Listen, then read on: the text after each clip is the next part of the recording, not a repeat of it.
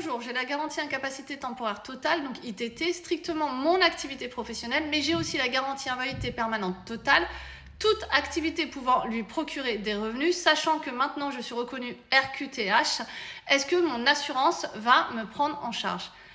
Alors ça, c'est effectivement sous la vidéo où j'expliquais bien qu'il fallait absolument que ce soit dans l'assurance emprunteur, le fait que ce soit strictement votre activité professionnelle qui soit assurée sur l'ITT, donc tout ce qui va être arrêt de travail, arrêt maladie, accident, etc.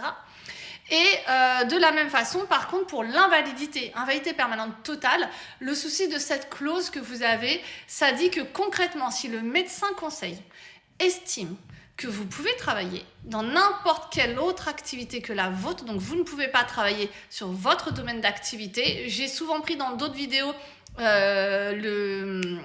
l'exemple du carreleur, où effectivement je peux être carreleur, donc je vais être au sol, peut-être à faire du carrelage.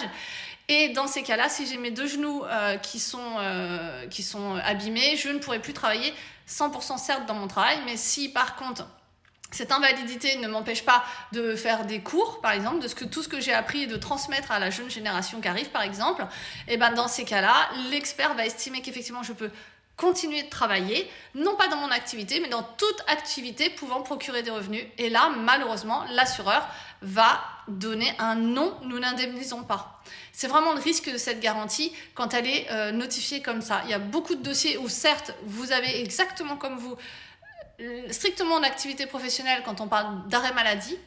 Et ensuite, en cas d'invalidité, là, c'est toute activité et même à temps partiel, souvent ça dit dans les conditions générales, ça veut bien dire qu'effectivement, à partir du moment où on me considère apte à travailler dans n'importe quel domaine, vraiment n'importe lequel, de n'importe quelle façon qu'il soit, eh bien, même à temps partiel, et dans ces cas-là, l'assureur ne rembourse rien. Donc, malheureusement, en plus, si je dis pas trop de bêtises, le RQTH est effectivement reconnu travailleur handicapé, ça veut dire que vous êtes travailleur. Donc dans ces cas-là, l'assurance risque de vous dire que tant que vous travaillez, vous êtes apte à travailler dans n'importe quel domaine. Malheureusement, j'ai peur que votre assurance ne vous prenne pas en charge. Donc voilà, c'est pour ça que je fais toutes ces vidéos, c'est vraiment pour vous alerter tous quand vous avez un crédit au-dessus de votre tête, soit pour une résidence principale, secondaire, locatif, etc. Regardez les garanties que vous avez dessus. Mais pas que seulement les termes, parce que vous le voyez, ITT, IPT, IPP, enfin voilà, il y a plein de termes. Ce qu'il y a derrière les termes est vraiment très important. Faites-vous accompagner. Si vous avez besoin de changer les contrats, on peut regarder. Pour vous, malheureusement, là, vous êtes en invalidité. Il faut vraiment regarder, malheureusement, à voir si ensuite, par d'autres biais, vous pouvez être rémunéré d'autres choses, une prévoyance, quelque chose. Mais voilà, j'ai bien peur que sur cette garantie-là, on s'en serve pour ne pas indemniser. Voilà. Je vous souhaite en tout cas bon courage et je vous souhaite une bonne journée.